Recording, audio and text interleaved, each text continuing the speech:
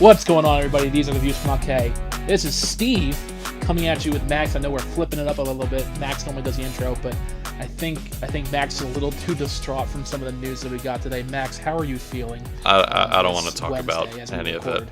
I trust the process forever and always, but oh my god. Sixers big men and knee issues are going to be the cause of my death at some point down the line. Whoever our center is in 75 years, some knee issue he has is going to make my heart go out. I can't keep taking this many leg injuries with important centers. Listen, I mean, it's not the worst that could happen, though. I mean, it's not the worst thing in the world. Yeah, it's not the worst thing that can happen, but just All right. Well, let's get into the Sixers game. So let's talk about Game 4, Max. Yeah, so Game 4, if you haven't already heard, Sixers dropped it 122 to 114. Sort of just running through what happened in that game. Joel Embiid goes down at the end of the first quarter on a layup, loses his footing that appears to land pretty hard on his back, particularly his lower back. He walks off the court under his own power, but obviously limping going back into the tunnel. He's off the court for the entire second quarter. And then just coming out of halftime, the Sixers Twitter account announced that he is out for the rest of the game. We'll talk more about that injury later, but let's keep going into the physical game itself. Ben Simmons, he found himself in foul trouble early with 3 fouls early in the second quarter. He sits playing only 12 minutes in the first half. In a team primarily led by Tobias Harris in the first half, they held their own. They were still up 1 going into the half, but in the third quarter, with no Embiid, the Wizards were able to game plan and adjust to it. The Sixers just absolutely fell apart. Lost the third quarter alone, 32-19, and they just couldn't recover from there. They had a late push in the first quarter. Furkan Korkmaz got 7 quick points with about 6 minutes left. Tyrese Maxey taking over, really putting in an offensive push for them. Puts up 15 total in the game. The Sixers just couldn't hang on. Got bounced by the Wizards. Still up in the series 3-1. Just hurts not to get the sweep and get additional rest for Joel. I mean, number one, you mentioned Korkmaz, and I was really impressed by Korkmaz that game. I mean, he stepped up into that role big time. Maxey, that's a guy who we've heard a little about, but he really showed on Monday, what he can do in that rotation, and definitely Doc using that 11-man rotation has been huge for them. So we'll have to see what happens. But I was really impressed with Furkan and Maxey in that game, and they kept it close there in that fourth quarter. They did keep it close, but it was just hard to get over that hump from the third. There were times they were going back and forth late, just as the Sixers kept going to the line, especially Ben Simmons, as the Wizards were going full hack-a-Ben, just fouling him from 5 minutes to 2 minutes left in that fourth quarter stretch. He ended up shooting 5 of 11 from the foul line in this game, but he went 0 of 9 through the first 3 games against the Wizards.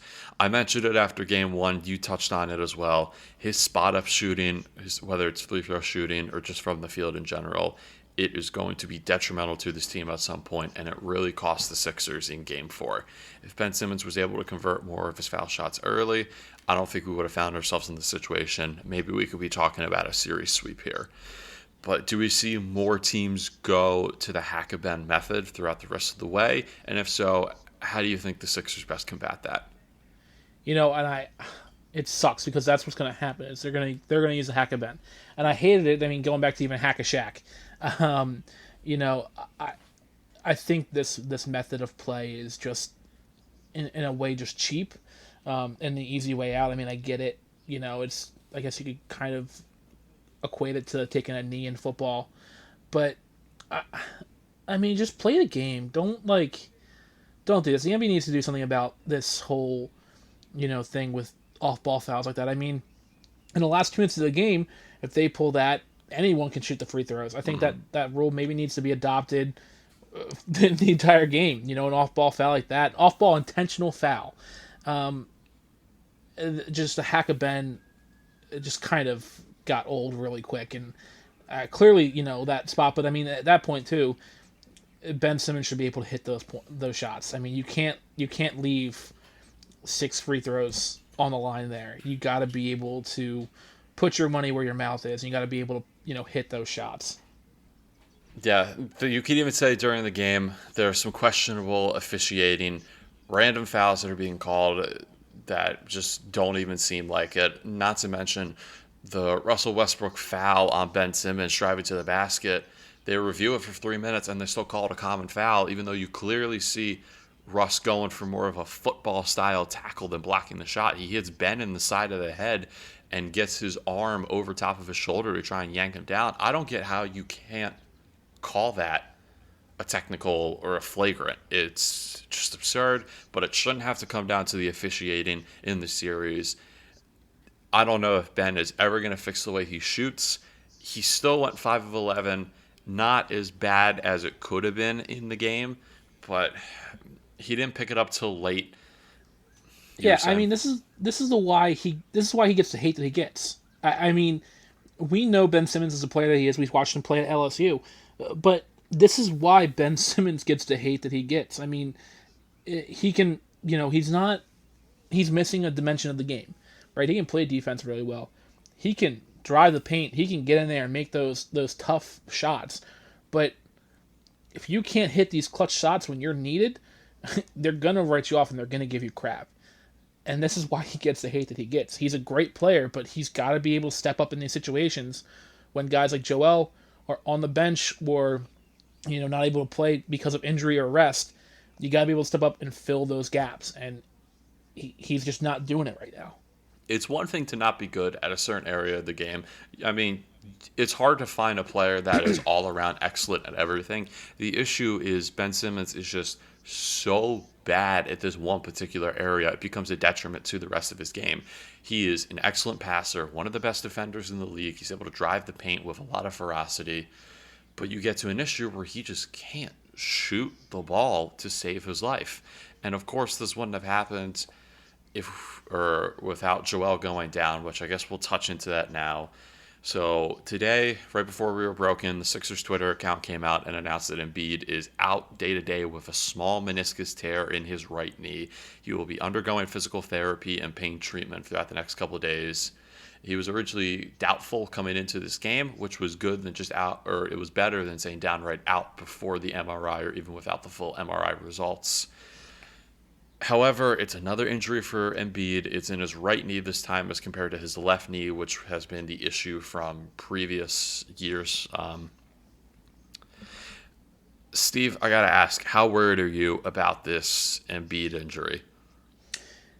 So on a scale of 1 to 10, I'm a 6. And I'm not so much concerned for Embiid because, I mean, the way that they're describing it and the way that things are being reported, they're saying it's a small tear. So I mean, he could, in theory, when they make it to the next round, they could, in theory, be able to brace it up and be able to play, play him.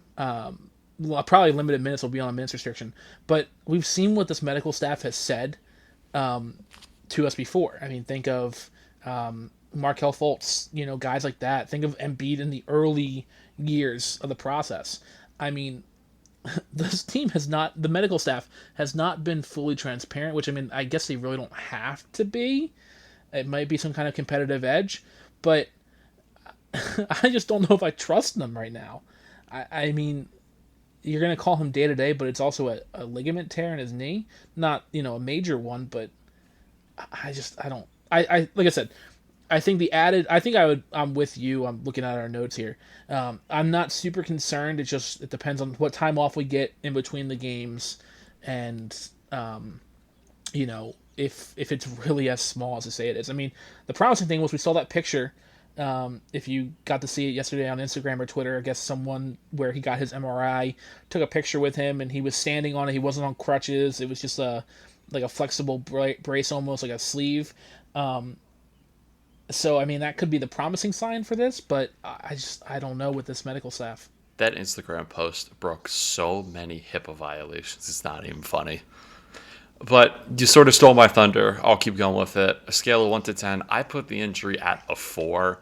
And honestly, it depends on when the first game of the next round is. If the Knicks are able to pull out 1 win, 2 wins, or somehow 3 wins, and we just get to see Joel sit for more and more, then I'm going to adjust that down to a 3 or a 2. A meniscus tear, it's not the end of the world. Of course, you never want to see him get hurt in the first place. But like you mentioned, he was up, he was moving on his own even after it happened. He was moving fine. Now with a meniscus tear, at least from playing WebMD all day long, normally most of the inflammation comes within the first 48 hours, and then after that, it's just learning how to manage it. If it was a bigger issue, they would have talked about surgery. It doesn't seem to be the case. It's probably just going to be some pain that bothers him. Just how many cortisone shots can you get in before the game? How much PT can you get before the game? Do we see a situation like we see with Dwight Howard during all these games? I at least saw it first and forehand in Game 3. Where he's just getting stretched out all game. And Embiid, maybe every time he's not on the court, he's on one of the courtside tables getting his knee worked out, trying to alleviate it, get some more ice on it. All in all, it honestly comes down to how long the Knicks can hold on against the Hawks. If the Knicks lose tonight and the Sixers win as well, and we see the series start in 3 days, I'm going to be a little more concerned, and I'm going to bump it up closer to a 5. For the time being, I'm not too concerned. Honestly, the thing I'm most concerned about is who's going to start at center. Dwight Howard can't really stay healthy long enough and doesn't have the stamina to keep going through most of these matches. But then again, Mike Scott is just not a center whatsoever. Yeah, no, I think if I had to pick between the two of them, I'm picking Dwight Howard, and Mike Scott will come in off the bench to replace Howard. It's tough because you really don't know who you're going to have going there. I mean, on the bright side, the Wizards are going to be a little shorthanded tonight as well. So I think you're going to see Howard go tonight, but I think he's going to be limited. I think we're going to see more of Mike Scott, but I think Dwight Howard will be in the starting 5. Yeah, you mentioned the Wizards being shorthanded. There's no Bertans in Game 5. He got hurt at the end of Game 4. So you're still going to see Alex Len go out there for the starting role, but you're not going to have a big 4 going out for the Wizards there tonight in Game 5. So maybe you see a little more small ball coming. At some points during the fourth, you had Tobias Harris running as like a fake 5, but you have 3 guards and or a small forward and a power forward out there. I think we could see more of that tonight as we're recording. Hopefully there's no Game 6. We have the recap on Monday, so we'll fill you in on Game 5 Monday. I just don't see the Sixers losing this game. It's the first game back at the Wells Fargo Center, full capacity. The Sixers have always been great for the last 3 years with a home crowd, and it's going to be even more important going on with the rest of the playoffs. The Sixers always have like a 650, 700 winning percentage when they're at home with the core group of guys they have right now. Again, we're just going to have to keep a close eye on the Hawks-Knicks series. That's going back to Madison Square Garden today as we're recording for Wednesday, with the Hawks up 3-1 in that series. Like we touched on before with Embiid, this series needs to go another game and just get as much rest for Joel as possible before the semifinal or the conference semifinals start. Once again, Monday we can talk that matchup. Hopefully it's a series with a healthy Embiid going up against Atlanta. I mean, it's probably going to be Atlanta. I don't think the Knicks are going to come back from a 3-1 deficit. But there's crazier things that happen, and honestly, the most Knicks thing would be get it to Game 7 and then lose on a buzzer beater. Yeah, let's see if it all holds true. I mean, I just saw a video as we're doing this of Ben Simmons just taking free throws.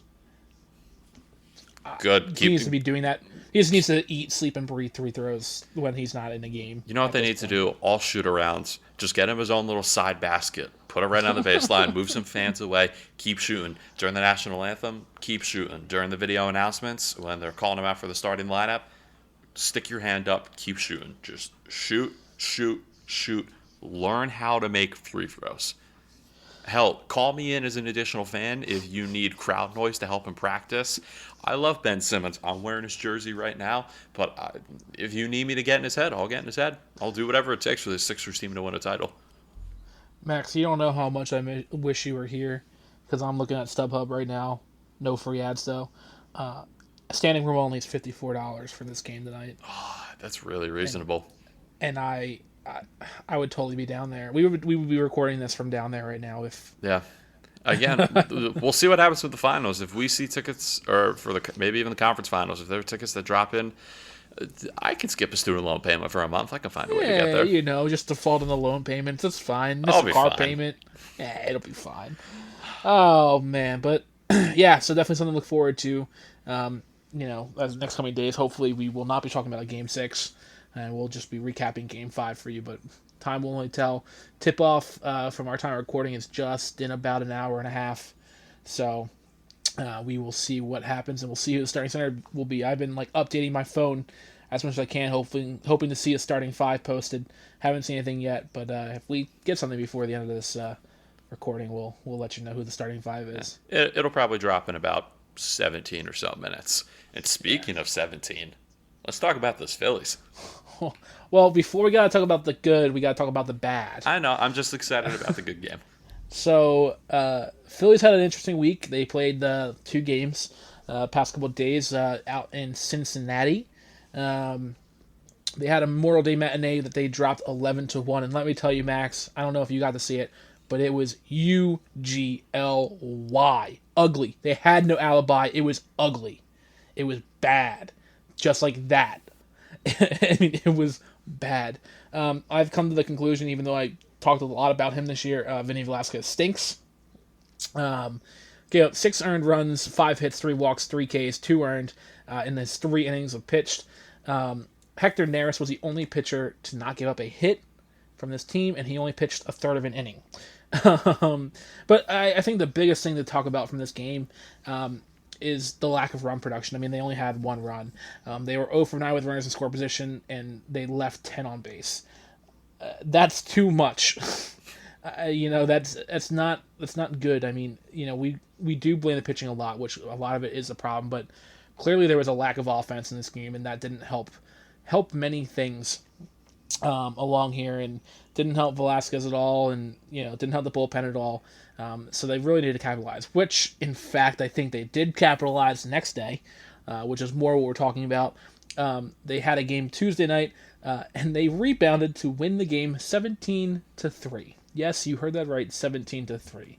There were 7 combined home runs for the team, 4 of whom coming from Odubel Herrera and Andrew McCutchen, both hitting 2.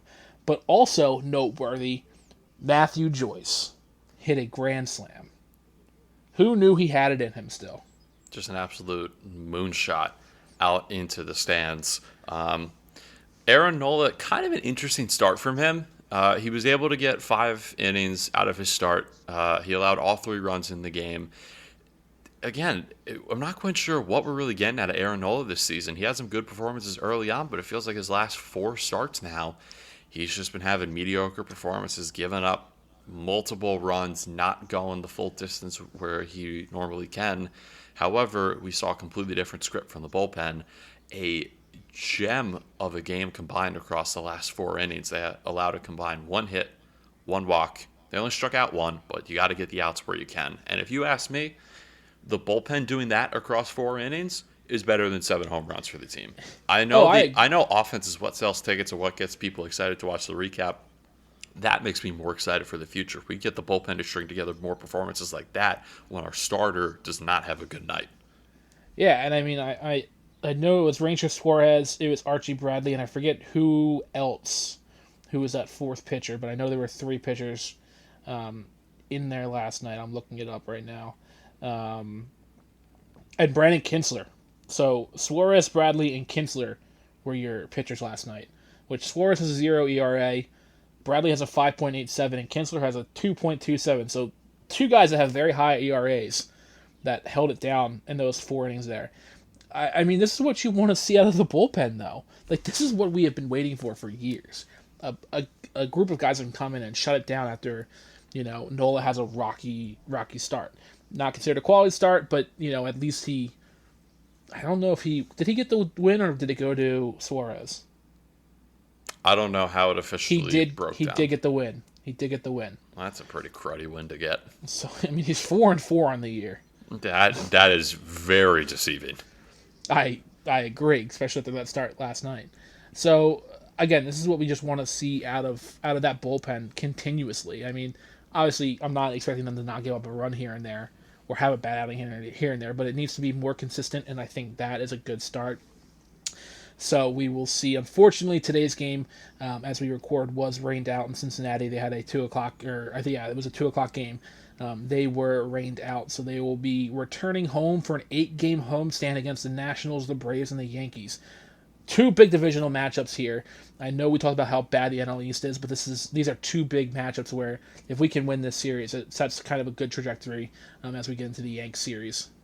Yeah, you just got to find a way to create some separation in the National League East. Even though we're not going up against the Mets, who we're still chasing after, if we're just able to create more separation between the teams contending with us, we can solidly get into second, pick up those divisional wins, and just keep inching closer to the Mets and hopefully get them at some point whenever they slip up. It is going to be excellent. Now, I feel like for every series I say you need to win it or you need to try and get a sweep.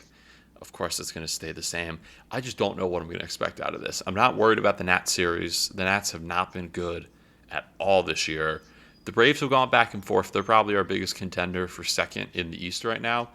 So that's going to be an even more important series.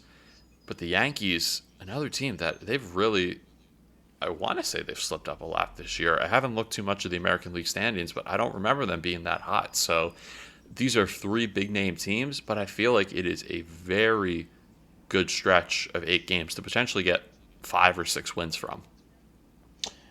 Yeah, definitely. So we'll have to see what happens as we go through. Just last couple of notes for the Phillies, touching on some injury updates from the last thing that I heard from Joe Girardi and from insiders here. Didi Gregorius is on the right track back. He's swinging a bat. He's throwing the ball. But it sounds like he's going to need some minor league rehab time, probably down in, I would imagine, Reading and then up to Lehigh Valley to get back to major league speed. But I did also hear that Bryce Harper could be getting the green light to return for the Nats series at the earliest. So two big names that are on the horizon getting ready to come back, and that would be a huge confidence boost for this team as they're getting into the dog days of June and July. Another interesting thing that I heard, heard about, I should say, the Phillies have 7 days off in the month of June. So there's a potential that Girardi goes to a 4-man rotation of, Nola, Wheeler, Eflin, and then number 4 to be named. And, your number 5 guy's going to end up being an extra arm of the pen or something like that. So something to just think about, because each of those, where they fall, all the pitchers will be able to get normal 5 days rest. So something to look out as we get into June and see if they go with a 4-man rotation to start the early parts of June. Yeah, and while you speak of rest, let's go to a team that's going to have a solid 3 weeks off of rest. Let's talk about the Philadelphia Union, who just keep rolling over opponents, kicking them down, taking their lunch money, moving right along in the MLS. This past weekend, they absolutely stomped all over the Portland Timbers 3-0, and all 3 of those goals coming from beautiful set pieces.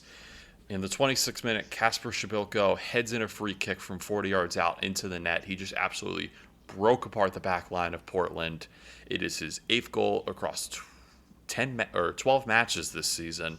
He has really been lighting it up, whether it's been in the MLS or CONCACAF Champions League. I'll touch more on him later, but that got the scoring started. For 31st minute, we see Kai Wagner whipping a corner from the left-hand side. Kacper is able to get his head on it to put it more towards the box, but Sergio Santos meets the ball, stuns the keeper. He didn't think anyone was going to be on his far side of the post, and he's able just to bounce it right in, and the Union take a quick 2-0 lead after just 31 minutes. And coming out of half in the 63rd minute, another corner, this time from the right-hand side, gets whipped into the box. It's just bouncing all around the box, hitting a couple of different legs. Montero gets it inside the 6-yard box. He's able to hit it, but the keeper deflects it with his chest, but it rolls out towards the middle of the 6-yard box. Jake Elliott's kind of just standing there. He's able to get there and poach the easy goal. Puts the Union up 3-0, kind of just rights the ship the rest of the way. We get 4 saves from Andre Blake in this match, once again holding his form, potential to run for the Golden Glove this year for most clean sheets in the MLS. But I just want to give props to Jim Curtin for a managerial masterpiece here. All the goals coming from set pieces, just the right moves in training all week, being able to understand where the weaknesses of Portland lie, being able to capitalize them, and a commanding 3-0 lead. The Union move up to 8th, or sorry, not 8th. After 8 matches, the Union move up to 2nd in the MLS table with 14 points, 3 points back of the New England Revolution, who they were able to snag a point from earlier this season. And going into the international break, the Union are looking really, really strong for the rest of the season. Yeah, I mean, this is a team that was really finished strong last year and just barely missed out on MLS playoffs, or later getting deep into the MLS playoffs, I should say.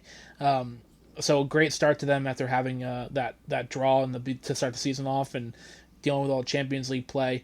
This is really setting the tone for the international break as they move into it. So hopefully these guys are resting up and getting ready for back to MLS play on June 20th. Getting the peak at the Euro 2020 and some other international friendlies going on during that time. Some of our guys will be going. I don't know off the top of my head, but I did see someone I think is going for. It's the Venezuelan team. He's going for a couple international or a couple friendlies down in South America. Yeah, so there's a couple. I thought I saw one more today though, as well. I think there's another Union guy. Let me see if I can find it really quick. Well, former Union guy Brendan Aronson, he's playing for the U.S. side right now. He's getting some good first-team play in as well with guys like Serginho Dest, Christian Pulisic, Weston McKennie. Really excited to see how he develops. While you were looking at that, can we take a minute to talk about Kacper Przybylko? Like I said before, he has Go for it. 10 goals created across his 12 appearances this season. 8 goals, 2 assists, 5 of those goals coming from the 4 CONCACAF Champions League matches we had. He is just lighting it up on the pitch right now. He's providing a spark, and teams are having a game plan around him, but he's still able to get the ball and find ways to pass out of it, draw in the doubles, and create more chances to keep the ball moving like we saw with his assist. He draw a lot of defenders in on the box, but he's able to see he can't get it into the net. He's able to deflect it over towards Sergio Santos, who's able to put it in.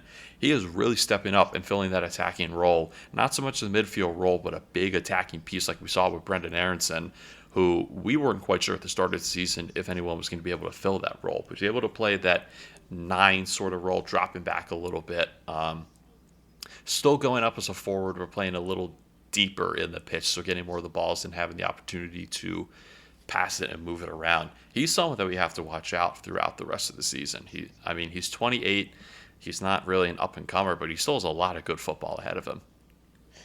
Yeah, absolutely. I mean, he's been someone that has been big for this team, and being a guy who's just really started focusing on the Union as of late, clearly shows that this is a great move for the Union team. He's really done well in his role. The 2 guys that are going on international duty is Martinez. He's going for Venezuela, and then also announced today, Daniel Gazdag has been named to Hungary's Euro 2020 roster.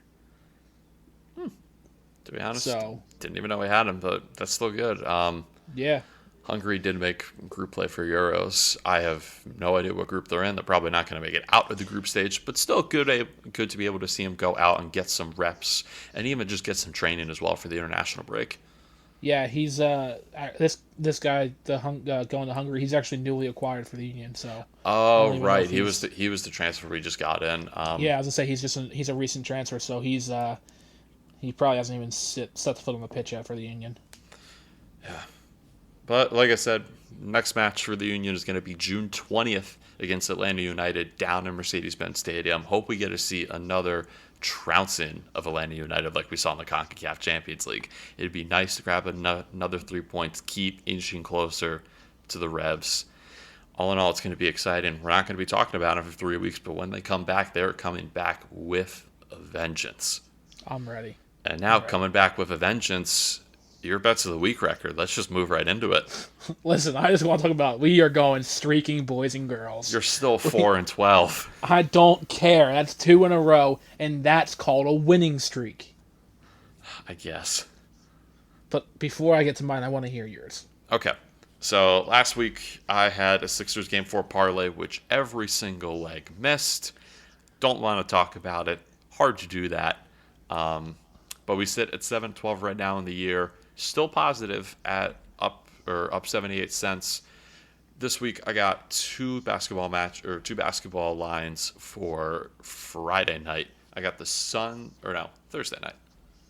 I got the Suns at -5.5 on an alternate spread against the Lakers at +210. I think the Lakers are getting bounced. We touched on it before. It's just not a good team for them, or not a good matchup for them without Anthony Davis. And then moving forward, Nuggets money line at +176. I think those are two series that are going to wrap up. Good chance to see teams Vegas aren't really favoring, but they've really found their form. And I don't think the Nuggets are going to make it too far without Jamal Murray, but I really want to see the damage the Suns can do throughout the playoffs.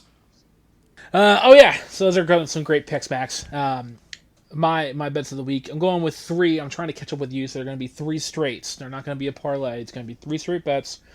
To try to attempt to catch up to you. So we'll see what happens. I'll be okay with 2 out of 3, but I'm really hoping to make it 3 in a row, and we're going to really go streaking. So the first one's going to be Bruins -1.5 against the Islanders at +190. We're going to go the Lightning -1.5 at +165 against the Carolina Hurricanes in some NHL action. And then I've got the Suns money line at +106. If I hit these, that'll put me in the positive. It'll put me at 7-12. I'm just trying to catch up to Max. That's all I'm trying to do. That's all it's trying to do. So we will see, but I'll take my winning streak here. So, Max, you got any final thoughts for today's episode? Yeah, I got one final thought. What is up with these fans as of recent? We talked about the Kyrie incident, but at Game 4, we have a dude who literally ran out onto the court of the Sixers-Wizards match, jumped up to try and touch the backboard, which I don't even think he did, and then he willingly just let security tackle him. I know we were locked up in our houses for well over a year, but come on, just don't be an idiot. Just go to the game, enjoy yourself, don't take it onto the court. It should be as simple as that. Yeah, that's that. I guess it's just cabin fever. That's all it could be. Couple final thoughts. Number 1, congrats to Coach K. He announced his retirement after the 21-22 season at Duke. So congrats to him. Long career, historic career. It'll definitely be weird to see him move on. But I hope he enjoys his last season, and I hope he does well down at Duke. Secondly, just across the wire, Doc Rivers said he knows who will start in place of Embiid, but he will not reveal it to the media during his pregame press conference. Yeah, well, by the time this is out, we're going to know the final score of it. So. I know, but I'm... Sorry to rain on your parade there. Listen, Max, I don't want to hear it. Hey, it's not a live show. We'll be there one day, but not yet. No, we won't. Won't. Not with that attitude. Well, listen. All right. You know what? I'm going to steal your thunder. You took the intro this week. I'm taking the outro. All right. These were the views from Black K. I'm Steve. That's Max. Thank you guys so much for supporting. Whoa, what? Wow, I really messed that up. I hope you keep that in there for that. For that sake, I'm going to. These are the views from Black K. That's Steve. I'm Max. Thank you guys so much for supporting us over the last couple weeks. Once again, share it with your friends, share it with your family, anyone you know that likes Philadelphia sports, whether it's one aspect. We got timestamps down in the description if you feel like jumping around. You want to hear about the Union, because no other podcast does it too well. I'm not calling other podcasters out, but no one really does it that well. Jump down, get a quick little recap on them. You want to hear all about Sixers talk, and you're really just trying to jump around. We got timestamps, roll right through it. We are on Spotify, Apple Podcast, TuneIn, Amazon Podcast. I didn't even know they had podcasting service until I signed up for it. Pandora Podcast, another one I didn't know had it till they did it. On YouTube as well. Hopefully at some point in the future we're going to have some other content dropping on there just to be able to expand it a little more, take you guys outside of the podcast realm a little bit. Rate 5 stars, whether you're on Apple or Spotify. Leave a comment, share with your friends. Everyone, get the word out for him. So, once again, these were the views from Black K. I'm Max. I'm Steve. Hope you guys have a great weekend. We will catch you guys on Monday. And if anyone knows of a person selling a meniscus, please let Joella know. I'll sell mine.